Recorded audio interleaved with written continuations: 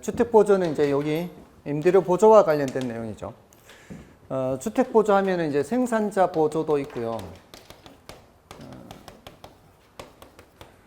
소비자 보조도 있죠. 근데 이제 생산자 보조도 필요합니다. 주택이 부족할 때 필요해요. 주택이 부족한 경우에는 소비자한테 보조해도 이 사람들이 들어가 살 집이 없죠. 근데 이제 소비자 보조는 어느 정도 주택이 있을 때 이제 하는 얘기예요. 그래서 보통 우리가 얘기하는 임대료 보조는 이 소비자 보조를 말해요. 어느 정도는 이제 들어가 살 집이 있는 상황인 거죠. 들어가 살 집이 없는 상황에서는 보조해봤자 들어가 살 집이 없고요. 오히려 임대료만 올려서 그 보조 혜택을 임대인들이 다 가져갈 가능성이 많아요. 요거는 이제 어느 정도 빈집들이 있을 때 하는 얘기입니다. 그리고 보조를 하더라도 현금 보조가 있고 현물 보조가 있고 가격 보조가 있죠. 현금 보조는 이제 소득 보조 이렇게도 표현을 하기도 해요. 소득 보조. 현물 보조는 쿠폰 주는 걸 말해요. 쿠폰을 주거나 뭐 바우처라고도 표현하죠. 바우처 제도. 가격 보조는 집세 보조 뭐 이렇게도 표현을 해요. 표현을 할 때. 이제 보조 방식이 조금씩 다른 게 얘는 그냥 돈으로 주는 거예요. 그리고 요거 현물 보조는 쿠폰으로 주는 거고 가격 보조는 내가 그 물건을 그 상품을 구매하지 않으면은 혜택을 못 봐요. 그 상품을 구매할 때 깎아주는 거거든요. 근데 정부의 재정 지출은 똑같이 발생해요. 근데 다른 것들보다도 효용 증대라는 측면에서는 현금 보조가 제일 낫죠. 다른 것들은 혜택이 좀 줄어드는 것들이에요. 물론 혜택이 효용이 좀 줄어드는 것들인데 그 효용이 줄어드는 이유가 사람들이 요거를 현금화하려고 하는 그런 성향 때문에 그래요.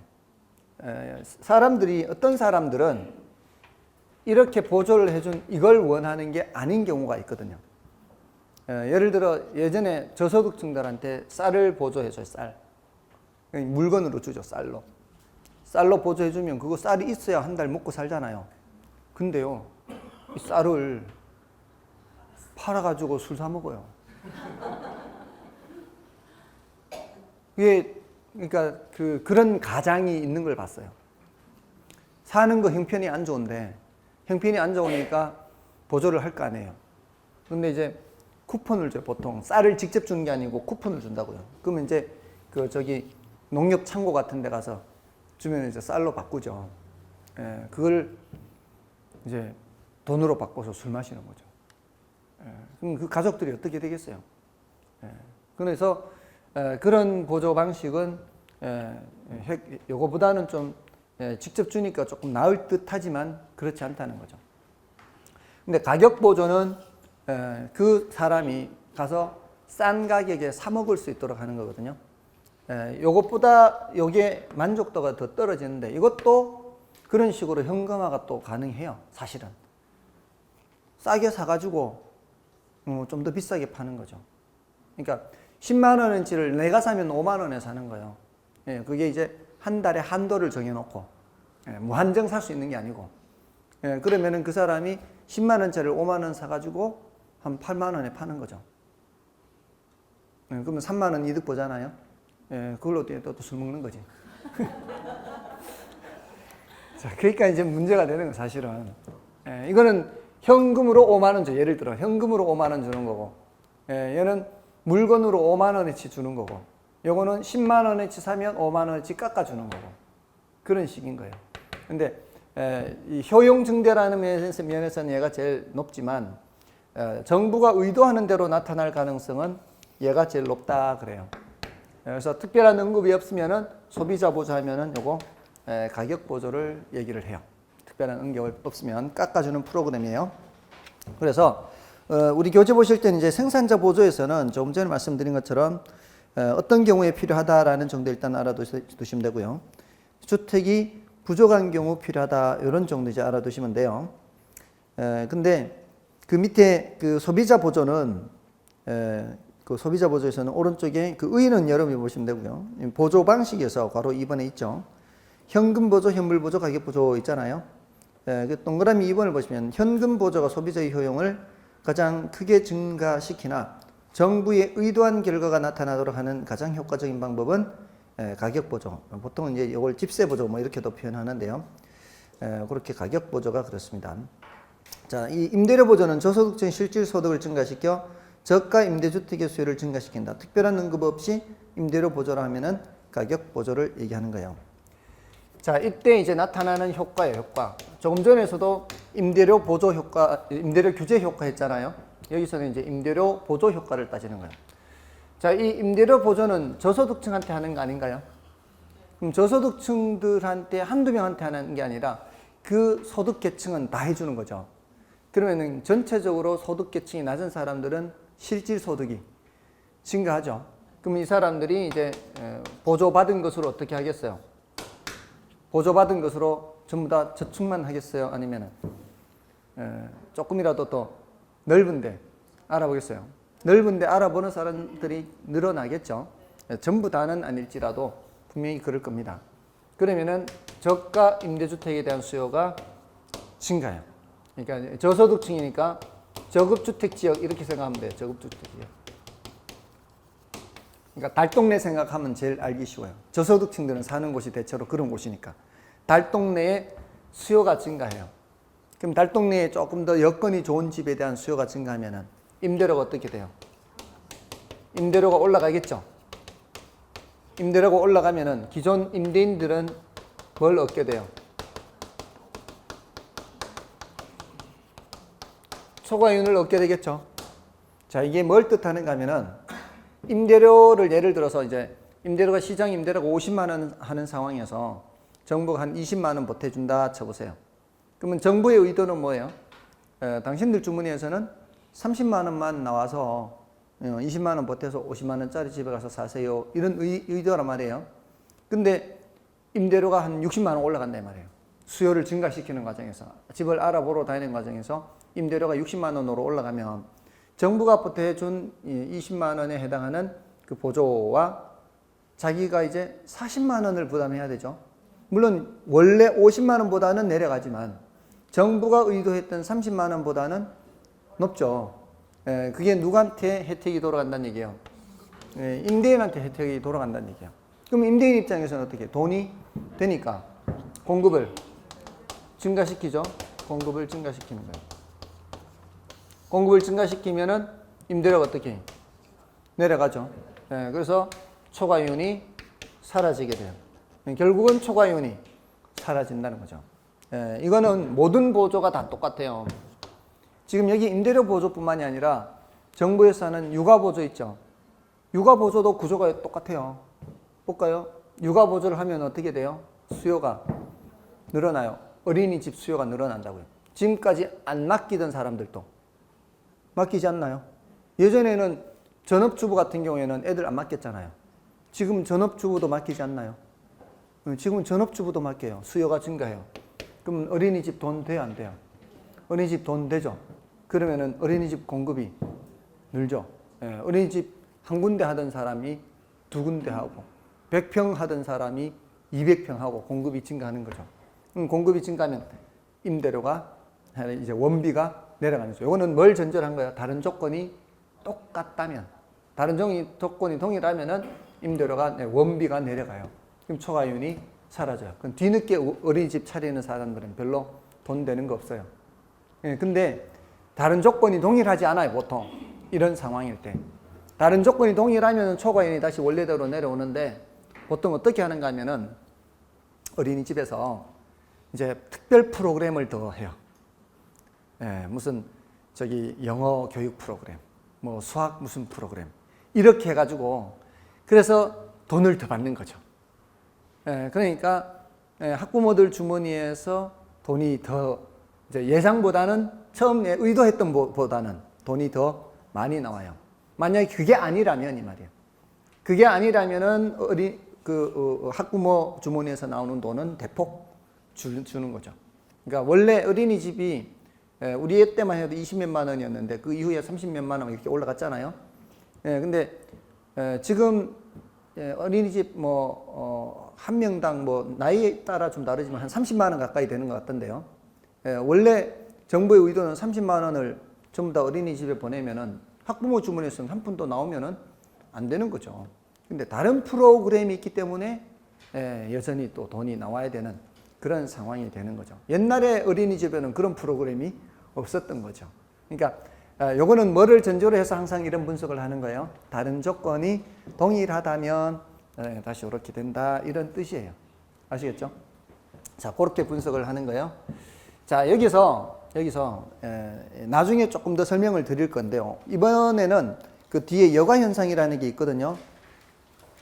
그 205쪽에. 그죠? 여가 현상은 그 나중에 3, 4월 달에 하는데, 자, 여기서 간단하게만 좀 소개시켜 드릴 거예요. 여가 현상은 나중에 할 건데, 여기서 지금 저급주택 지역이라 그랬죠. 저급주택 지역은 달동네라 그랬잖아요. 달동네에 지금 저소득층들이 원하는 주택이 공급이 된다. 이렇게 지금 돼 있는 거거든요. 저소득층들이 원하는 주택은 새로 지은 주택일까요? 아니면은 좀 낡아지기 시작하는 주택일까요? 좀 낡아지기 시작하는 주택이거든요. 그러니까 여기서 저소득층들이 원하는 그런 주택들에 대한 수요가 증가해서 임대료가 올라가게 되면은 그러면 저소득층들이 임대료가 올라가는 만큼 이제 거기에서는 못 알아보고 다른 데로 이제 알아본다거나 할 거 아니에요. 근데 새로 지은 주택을 알아볼 수는 없단 말이에요. 비싸니까. 그러니까 옆 동네, 예를 들어 여기가 달동네라고 치면 옆 동네에 고가주택 시장, 주택의 상태가 괜찮은 동네 중에서도 주택이 점점 낡아지기 시작하는 물건들 있죠.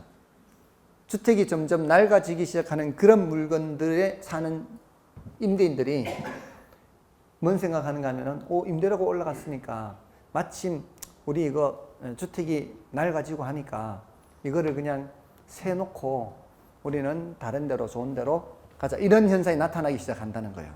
그러니까 옆 동네가 고급주택 지역이 있으면 고급주택 지역에 있는 주택들이 하나 둘 낡아지기 시작하는 것들 있죠. 그 낡아지기 시작하는 것들이 공급이 된다는 거예요. 새로 지어서 공급하는 게 아니라 낡아지기 시작하는 것들이 공급이 돼요. 이걸 하향여과라 그래요. 하향여과. 그러니까 저소득층들이 원하는 주택은 새로 지어 공급하는 것이 아니라 기존 주택이 낡아지면서 하향여과돼서 공급이 되는 거예요. 됐나요? 그래서 여기는 하향여과를 통해서 공급된다 이렇게 얘기하고, 그럼 이쪽에서는 어떻게 되겠어요? 이쪽 지역에서는 저쪽으로 물건이 내려가 버리면 주택이 부족한 현상이 나타나겠죠. 여기서는 공급이 감소한단 말이에요. 저쪽으로 가는 만큼 이쪽에는 공급이 감소해요. 그럼 가격이 어떻게 되겠어요? 가격이 올라가겠죠. 가격이 올라가면은 또 건축업자, 이제 여기서 공급자, 건축업자들 입장에서는 돈이 되죠. 그럼 돈이 되니까 여기는 공급을 증가시키죠. 그럼 이제 가격이 내려가는 거죠. 자, 요거는 어떻게 해서 공급하는 거예요? 이건 신축을 통해서, 고급주택 지역에서는 신축을 통해서 공급이 증가하고, 저급주택 지역에서는 하향여과를 통해서 공급이 증가한다. 이렇게 이제 얘기를 하는 거예요. 여기서 약간 이제 여과 현상을 지금 말씀을 드린 거예요. 그러니까 하향여과라는 거는 소득 수준이 높은 사람들이 살던 주택이 소득 수준이 낮은 사람이 사용하게 되는 현상을 하향여과 이렇게 얘기를 한 거예요. 됐나요? 자, 그래서 203쪽에 그 저가주택 시장에 대한 효과가 있죠. 저가주택 시장에 대한 효과에서 1번에 단기효과, 2번에 장기효과 있잖아요. 1번의 단기효과는 1차적으로 수요가 어떻게? 수요가 증가하잖아요. 저소득층 실질소득을 증가시켜 저가주택의 수요가 증가하여 임대주택의 임대료가 상승하므로 기존 공급자에게 초과이윤이 발생하는 거예요. 근데 장기적으로는 어떻게 돼요? 저가 임대주택 시장에서의 초과이윤은 장기적으로 저가 임대주택의 공급이 증가하게 되고, 자, 이게 괄호수에 뭐라고 되어 있어요? 고가주택 시장으로부터 하향여과에 의한 증가가 되는 거예요. 그 결과 임대주택의 양은 최초 균형 상태보다 증가하고 임대주택의 가치는 최초 상태로 복귀하게 돼요. 이건 뭐를 전제로 해서? 비용 일정 산업. 그러니까 앞에서도 비용 일정 산업을 전제하라 그랬죠. 그러니까 원래대로 되돌아오는 거예요. 그래서 저가주택에 대한 신축 규제가 강할수록 보다 많은 주택이 고가주택 시장으로부터 하향 여과돼요. 이게 뭔 소리냐면은 저가주택에 대한 신축 규제가 강하다. 이게 뭔가 하면은 허름한 무허가 주택 같은 거 짓지 못하게 해야 된다 이 말이에요. 허름한 무허가 주택을 새로 짓게 허용해버리면 어떻게 해? 그러면 고가주택 시장으로부터 하향 여과가 잘 안 된다 이런 뜻이에요. 그러니까 허름한 무허가 주택 같은 것들은 규제를 강하게 해야 된다 이 말이에요. 다음에 넘어가시고요. 다음에 이제 고가주택 시장에 대한 효과는 좀 중요도가 약간 낮아요. 낮아서 지금 밑에 그래프를 보시더라도 뭐 위주로 보면 돼요? 저가주택 시장 위주로 보시면 돼요. 저가주택 시장의 1번을 보세요. 저가주택 시장의 1번. 1번이 수요가 증가하는 거죠. 수요가 증가하니까 가격이 P0에서 P1으로 올라가요. 그 다음에 S0가 S1으로 이동하는 거예요. 공급이 증가하는 거예요. 그 S0가 S1으로 이동하는 게 하향 여과를 통해서 그렇게 된다 이 말이에요. 됐나요? 그게 하향 여과예요. 자, 그렇게 해서 임대료가 내려가는 거. 저가주택 시장 위주로 보시면 돼요. 그리고 밑에 표로 정리되어 있는 것도 있죠. 그것도 고가주택 시장은 중요도가 좀 낮고요. 저가주택 시장을 위주로 보시면 돼요. 자, 그렇게 하시고 그다음에 이제 기출 문제를 볼까요? 임대료 보조 정책에 관한 설명 중 틀린 것은 1번 저소득층에게 정부가 임대료 일부를 보조해 주는 것을 말한다. 맞죠? 그다음에 2번에 저소득층의 실질 소득을 증가시키는 효과를 갖는다. 맞고요. 그다음에 다른 조건이 같을 경우 임대주택의 수요를 증가시킨다. 당연히 실질 소득이 증가하니까 수요가 증가하죠. 그다음에 다른 조건이 같을 경우 임대주택의 공급을 감소시킨다. 이게 틀렸죠. 공급은 결국 장기적으로 공급 증가하잖아요. 수요가 증가해서 이런 절차를 거쳐서 결국 공급이 증가합니다. 공급이 감소하는 게 아니고 수요 증가, 공급 증가 이렇게 하는데 4번 틀렸고요. 저소득층의 주택 문제를 해결하기 위한 정부의 시장 개입 정책 중 하나이다. 이렇게요. 정답은 4번. 그다음에 여가 현상이나 공공 임대주택 공급. 자, 요거는 나중에 할 거니까요. 일단 넘어가십시오. 그리고 선분양, 후분양 이것도 뭐 한 10분의 2 정도 돼요. 우리 교재에서는 30회 한 번으로 표시되어 있는데 지난 10년 한 10분의 2 정도 되는데 이런 것들은 이제 나중에 한꺼번에 하고요. 중요도가 높은 걸 일단 먼저 하는 거예요. 지금은 209쪽이 이제 부동산 조세 이거는 중요해요. 이거는 중요하고요. 그 중에서 조세 기능은 뭐 한 번 정도 언급이 됐었는데 이건 좀 상대적으로 중요도가 낮은데 조세 기능에서는 1번, 2번 정도만 체크하세요. 부동산 자원 배분 기능과 소득 재분배 기능. 그러니까 조세라는 게 대부분의 조세가 소득 재분배 기능만 있는 게 아니고 자원 배분 기능도 있다는 겁니다. 다음에 그 밑에 그 조세 귀착의 문제 이게 이제 중요하죠. 여러 번 출제가 됐죠. 자, 이 조세 귀착의 문제는 뭔가 하면은 의의를 보겠습니다. 정부가 납세 의무자에게 부과하는 조세가 그 거래 상대방에게 전가되어 실제로 누가 얼마만큼 부담하느냐 하는 것을 조세의 귀착이라고 해요. 그러니까 첫 번째 줄에 상대방에게 전가 이런 말이 있죠. 전가. 전가라는 말이 있잖아요. 상대방에게 전가. 전가가 되어서 최종적으로 누가 얼마만큼 부담하느냐 이걸 귀착이라고 그래요. 그래서 전가와 귀착이라고 그래요. 전가와 귀착. 그리고 수요자와 공급자 사이에 세금이 어느 정도로 배분되느냐 하는 것은 수요와 공급의 가격 탄력성의 상대적 크기. 자, 이것이 이제 키워드예요. 수요와 공급의 가격 탄력성의 상대적 크기. 이게 키워드예요. 크기에 따라 결정이 됩니다. 자, 이게 이제 뭔 소린가 하면은 그 여러분들 세법에서는 납세 의무자가 중요하죠. 세법에서는 납세 의무자가 중요하지 않나요? 공부하다 보니까 세법하고 이게 경제학에서 얘기하는 게 이 초점이 달라요. 세법에서는 직접세, 간접세 이렇게 얘기하잖아요. 그게 경제학에서 말하는 직접세, 간접세와 완벽하게 일치하지 않아요. 여러분들은 뭐 경제학을 공부할 필요가 없으니까 고민 안 해도 되는데, 제가 그 처음에 세법을 봤을 때 직접세, 간접세 딱 얘기하는 게 경제학에서 말하는 그런 효과하고 달라요. 그래서 부동산 학개론이나 이렇게 경제적인 분석을 하는 쪽에 세법 지식을 갖다 대면은 틀릴 수가 있어요. 그게 재산세가 직접세라고 배워요, 간접세라고 배워요? 직접세로 배우시죠? 직접세로 배우실 거예요, 세법에서는. 그렇지 않나요? 직접세일 거예요. 근데 그게요, 경제학적인 분석에서는 그게 반드시 그렇지 않아요. 그게 조세가 전가가 될 수 있거든요. 임대주택에서는. 자가주택에서는 재산세가 전가가 안 돼요. 근데 임대주택에서는 재산세가 전가가 될 수 있어요. 그러면은 임차인 주머니에서 나올 수 있거든요. 그런 분석을 하기 때문에 반드시 세법의 내용과 이게 일치하는 개념이 아니에요. 그리고 세법에서는 납세 의무자가 누군지가 중요하지만 경제학에서는 납세 의무자가 누군지가 전혀 중요하지 않아요. 정말로 전혀 중요하지 않아요. 납세 의무자가 공급자라 해도요, 그게 수요자 주머니에서 돈이 나올 수 있어요. 예를 들어 볼까요? 내가 1억짜리 집을 팔려고 하는데 보니까 양도소득세가 나온다는 거예요. 상담을 받아보니까 양도소득세 1,000만 원 내야 된대요. 근데 한 6개월 더 있으면은 양도소득세 안 내도 된대. 보유기간이 이제 경과하면. 그래서 양도소득세 때문에 나 못 팔겠다고. 세금 내야 된다고. 이러니까 지금 매수인이 급해, 지금. 이거 안 사면 안 될 것 같아. 매수인이 어떻게 제안을 할 수도 있어요. 그 세금 내가 내줄게, 내가 내줄게. 지금 파세요. 이렇게 할 수도 있죠. 자, 이러면은 법적으로 납세 의무자 이름으로 이렇게 그 세금을 내는 사람 이름은 누구 이름으로 내는 거예요? 매도인 이름으로 세금 낼 거 아니에요. 납세 의무자니까. 근데 그 돈은 누구 주머니에서 나온 거예요? 매수인 주머니에서 나왔다는 거죠. 경제학에서는 이게 납세 의무자가 아무리 매도인이라 해도 실질적으로 그 돈은 매수인 주머니에서 나왔다는 거죠. 경제 분석은 그거 하는 거예요. 납세 의무자 분석하는 게 아니고. 뭔 뜻인지 아시겠어요? 근데 이제 세법에서는 납세 의무자가 중요한 거죠. 또 반대로 대부분은 공급자한테 세금을 매겨요. 근데 수요자한테 세금을 매기는 경우도 있죠. 어떤 세금이 있을까요? 취득세.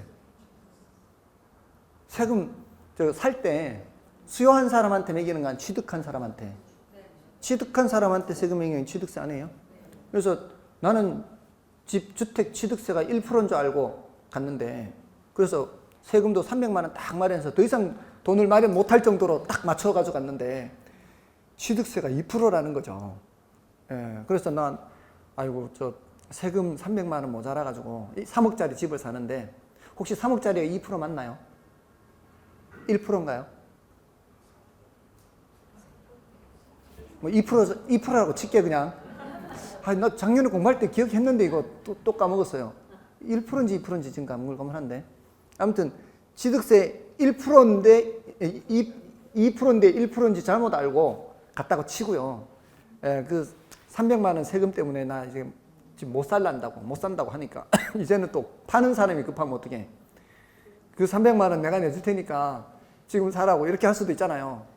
그 취득세를 누가 낼 수 있다고요? 매도인이 그 주머니에서 나왔다고요. 세금은 내 이름으로 세금 내지만. 이게 다 무슨 현상 때문에 그런 거예요? 전가 현상 때문에. 이게 아무리 수요자가 납세 의무자라 해도 공급자한테 전가가 될 수 있고, 공급자가 납세 의무자라 해도 수요자한테 전가가 될 수 있는 거예요. 경제 분석은 그걸 하는 거예요. 그래서 누가 납세 의무자인지가 중요한 건 아니에요.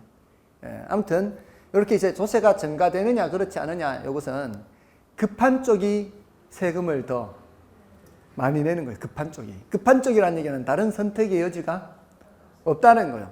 다른 선택의 여지가 없다는 거 우리 이제 탄력성으로 얘기한단 말이에요. 선택의 여지가 없으면 없을수록 비탄력적인 거죠.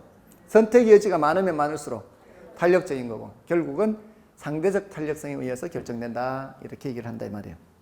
그래서 그 밑에 그래프가 있죠. 그래프에 지금 임차인 부담, 임대인 부담 이렇게 그려져 있죠. 누가 더 많이 부담하게 그려져 있어요? 임차인이 더 많이 부담하게 그려져 있죠.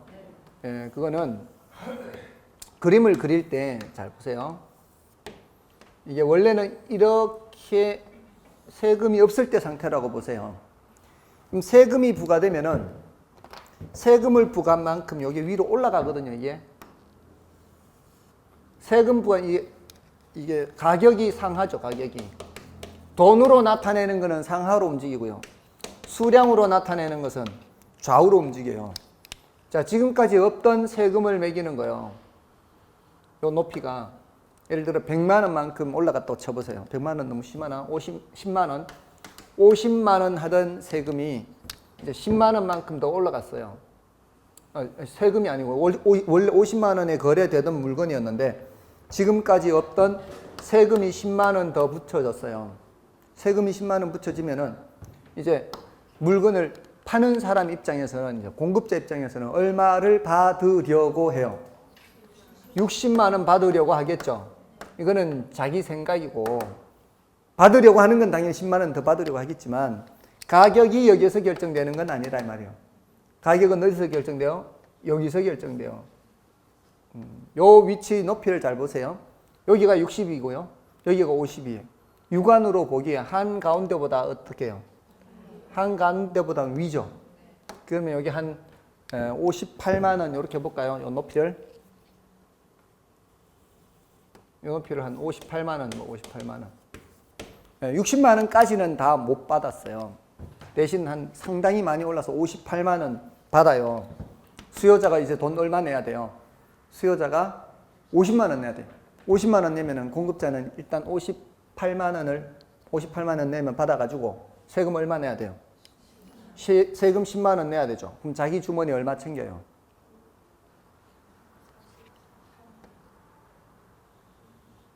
자기 주머니 얼마 챙겨요? 아니 58 빼기 10 하면 48 하면 되잖아요. 좀 죄송하다니까 이러면은 밖에 멀쩡한 분들을 모셔다가 꼭 이렇게 여기 들으면 이상해져요 사람들이. 아니 58 받아가지고 세금 얼마 내야 된다고? 10만 원 내야 된다고. 그럼 자기 주머니 얼마 챙겨요? 48만 원 챙긴다고. 요 높이가 몇이라고? 요 높이가 여기 48이라고. 이게 48. 요 차이가 10만 원 세금이라고. 요 높이가 10만 원이잖아요 이게. 자, 그래서 요 원래 있던 여기에서 위로 올라간 높이는 누구 부담이에요? 요거는 수요자, 엔체인 부담이 수요자 부담. 근데 요 아래 부분은 누구 부담이에요? 임대인, 공급자 부담이란 말이에요. 근데 지금 누가 더 높게 그려져 있어요? 수요자 부담이 더 높게 그려져 있죠. 이거는 수요 곡선이 굉장히 가파르게 그려졌기 때문에 그래요. 우리 앞에서 탄력성 공부할 때 탄력적일수록 완만하고 비탄력적일수록 가파르다 그랬죠. 그러니까 비탄력적일수록 더 많이 부담한다 이렇게 그려진 거예요.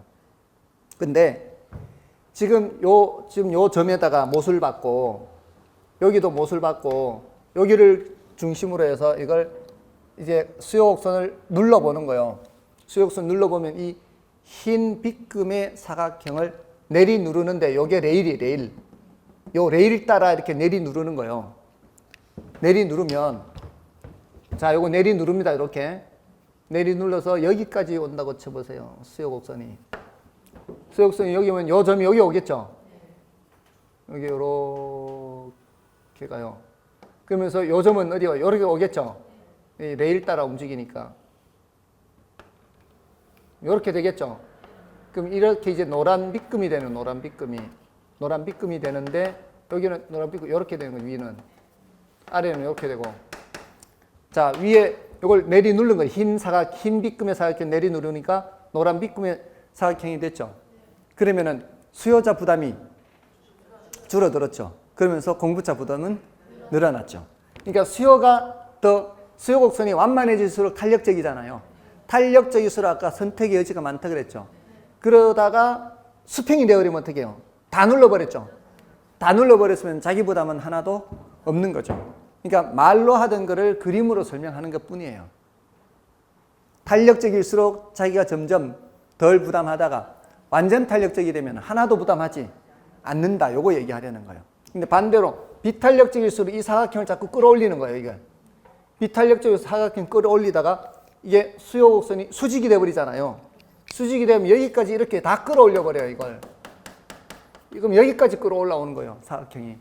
그럼 자기가 다 부담해야 돼. 끌어올려서 다 끌어올려서. 그래서 가격이 60이 돼버리면은 자기가 다 부담해야 되죠.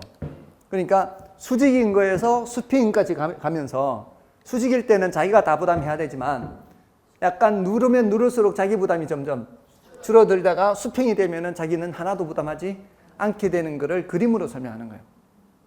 됐나요? 자, 근데 이제 반대로 공급자도 보세요. 공급자는 이렇게 생겼잖아요. 이렇게 해서 밀어 올리는 거죠, 이제.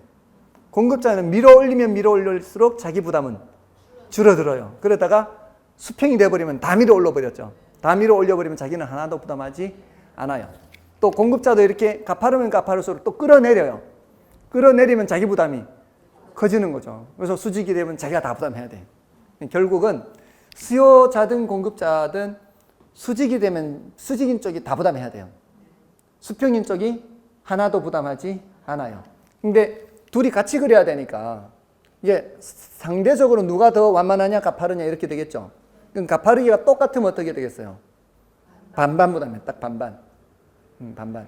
그럼 둘 다 수평이거나 둘 다 수직이면 둘 다 수직이거나 둘 다 수평이면 이럴 때는 질문을 안 해요. 질문을 안 하니까 걱정하지 않아도 돼요. 그러니까 어느 한쪽이 수평이다 그러면 이미 게임이 셋이에요. 다른 얘는 이런 걸 질문 안 하니까. 어느 한쪽이 수평이면은 얘가 하나도 부담하지 않아요. 그 소리는 상대방이 다 부담한다는 얘기예요. 어느 한쪽이 수직이면 이미 게임 셋이에요. 얘가 다 부담해요. 그럼 상대방은 하나도 부담하지 않는다는 얘기예요. 예, 그렇게 이제 정리를 하면 돼요. 그래서 상대적 탄력도라고 지금 봤잖아요, 방금. 상대적 탄력도인데, 상대적 탄력도. 이게 수탄이 더 크면 어떻게 해요? 공탄보다 수탄이 더 크면 누가 덜 부담? 수요자가 덜 부담. 공탄이 더 크면 공급자가 덜 부담 이렇게 되고요. 그 다음에 똑같으면은 반반 부담이에요. 딱 반반. 상대적 탄력도예요. 자, 근데 어느 한쪽이 완전 탄력적이면 하나도 부담하지 않는다는 거죠. 맞나요? 수요가 완전 탄력적이면 수요자가 하나도 부담하지 않는 거고, 공급이 완전 탄력적이면 공급자가 하나도 부담하지 않는 거고, 또 완전 비탄력적일 때는 다 부담하는 거죠. 수요자가 완전 비탄력적이면 수요자가 다 부담, 공급자가 완전 비탄력적이면 공급자가 다 부담 이렇게 되는 거예요. 됐나요?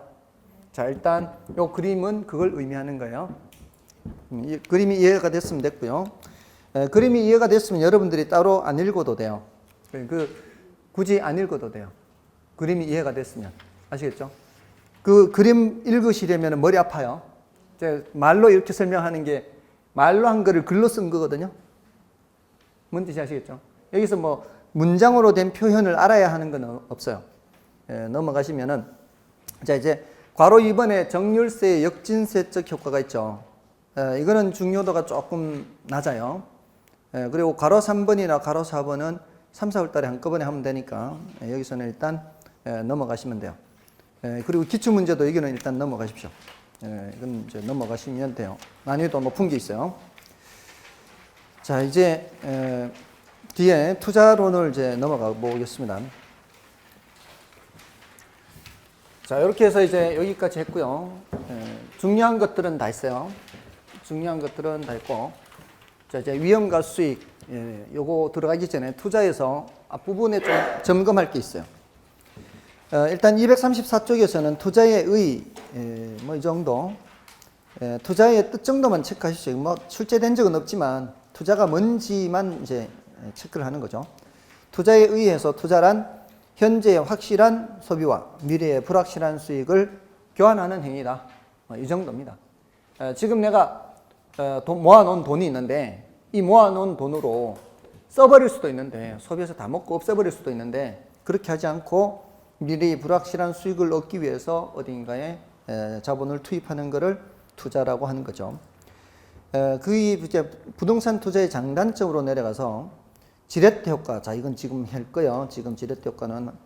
그다음에 인플레이션 해지, 소득 이득, 자본 이득, 절세 효과 이렇게 있는데 마지막에 절세 효과는 자연스럽게 알게 될 거고요. 거꾸로 올라가서 소득 이득과 자본 이득. 자, 요걸 제가 지난번에도 꼭 먹고 알 먹고 했나요? 꼭 먹고 알 먹고 이렇게 생각하면 돼요. 우리가 부동산을 사면은 꼭 먹고 알 먹고 한다. 소득 이득이 꽁일까요? 자본 이득이 꽁일까요? 자본 이득이 꼭 먹는 거예요. 소득 이득은 매 기간 발생하잖아요. 매 기간 발생하는 임대료세. 이제 알 낳는 거 계속 먹는 거 이렇게 생각하면 되는 거죠. 그 소득 이득, 자본 이득 이런 용어를 소득 이득은 임대료 수입 이렇게, 자본 이득은 시세 차익 이렇게 이제 기억하시라는 뜻이에요. 소득 이득은 임대료 수입, 자본 이득은 시세 차익. 그다음에 인플레이션 했지. 요거는 인플레이션이 발생하면 화폐 구매력이 하락한다 이렇게 돼 있죠. 자, 이거는 내가 현금으로 1억 들고 있는 거 하고 1억을 가지고 부동산을 샀을 때 하고, 자, 1년이 지났을 때 인플레가 발생한다면, 그러면 현금으로 들고 있으면은 이제 예전에 살 수 있었던 1억짜리 부동산 못 사죠. 근데 이제 부동산은 1억보다 가격이 올라갔을 거니까 인플레로부터 보호한다 이런 의미예요. 됐고요. 절세 효과는 나중에 자연스럽게 알게 됩니다. 나중에 보시고요. 다음에 단점은 여러분이 참고로 보시면 되고, 넘어가시면 이제 지렛대 효과 이걸 해야 돼요. 지렛대 효과는 이거는 중요해요.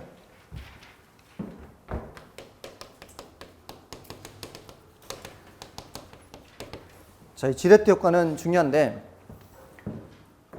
이거는 이제 간단하게 말하면 타인 자본 사용 효과예요. 타인 자본 사용 효과. 타인 자본을 사용했을 때 나타나는 효과 이렇게.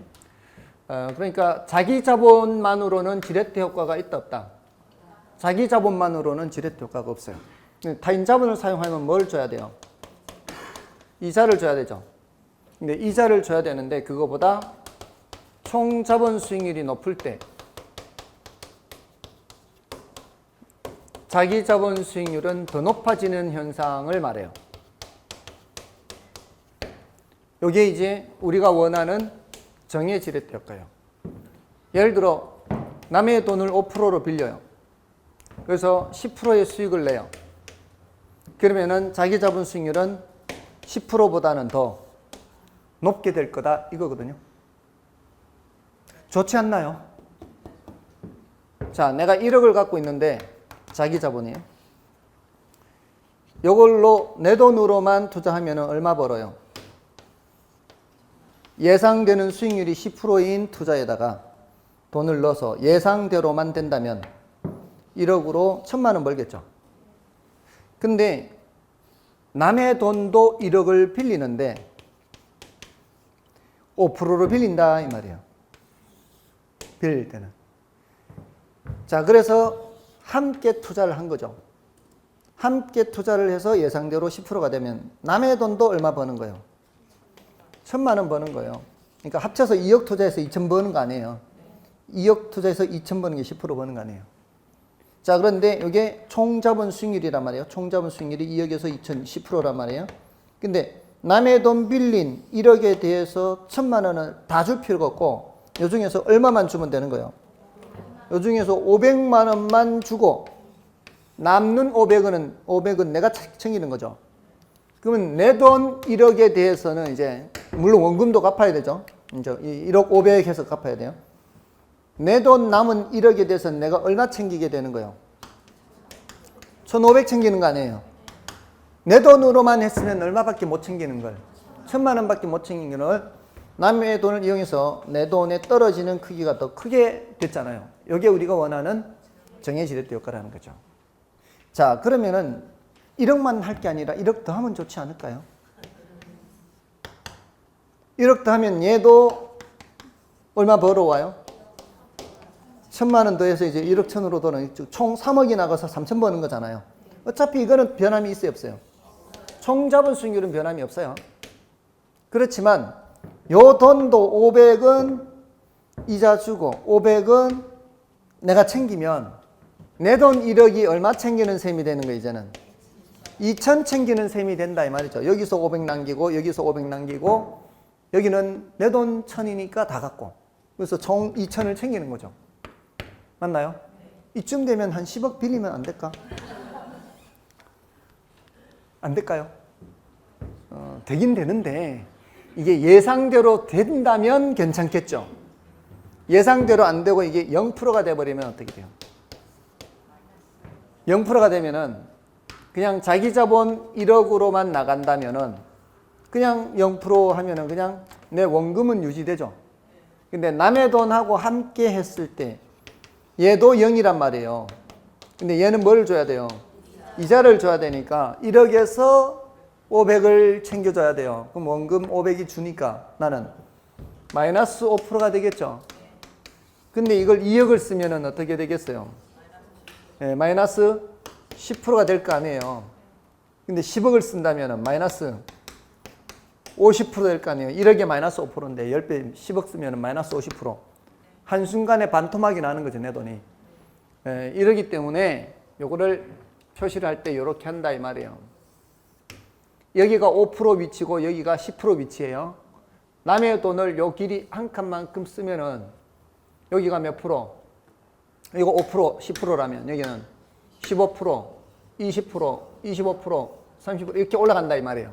남의 돈을 많이 쓸수록 올라가면은 많이 올라가는데 대신 이제 이렇게 될 수도 있다는 이게 아니고 이제 여기가 5% 이제는 여기가 5%고 여기가 0%라면 여기가 5% 0%면 이제 한 칸 내려가면 몇 프로? 마이너스 5%, 마이너스 10% 이런 식으로 된다 이 말이에요. 이게 남의 돈을 많이 쓸수록 터지면 대박, 깨지면 쪽박 이렇게 된다 이 말이에요. 이게 바로 지렛대 효과예요. 자기 자본 수익률의 진폭이 커져요. 자기 자본 수익률의 진폭이 커지는 효과가 바로 지렛대 효과예요. 그러니까 정예 지뢰만 있는 게 아니라 무슨 지뢰도 있다. 부의 지뢰도 있는데 이제 우리가 장점에서 얘기하는 거는 정예 지뢰를 얘기하는 거예요. 이러한 이거 위험하죠. 이런 위험을 금융적 위험이라 그래요. 이런 금융적 위험은 남의 돈을 사용하기 때문에 나타나는 위험이죠. 남의 돈을 사용하지 않으면 금융적 위험은 없습니다. 됐죠? 자, 이게 정의지렛대 효과. 요거 반대로 가면 요거 이자율, 총자본 수익률, 자기자본 수익률이 반대로 가면 무슨 지뢰? 부의 지뢰. 다 똑같으면 중립적 지뢰라 그래요. 다 똑같으면 중립적 지뢰 또는 영의 지뢰. 이렇게. 자, 다음에 자, 요거 계산 문제 한번 해볼 테니까요. 자, 이제 계산 문제를 조금씩 할 거거든요. 하면 여러분들이 보시고 아, 이거는 내가 할 만한 문제. 요거는 패스할 문제. 요거 이제 입장 정리를 해야 돼요. 표시를 해놓고 아시겠어요? 자, 오른쪽에 이제 문제 볼게요.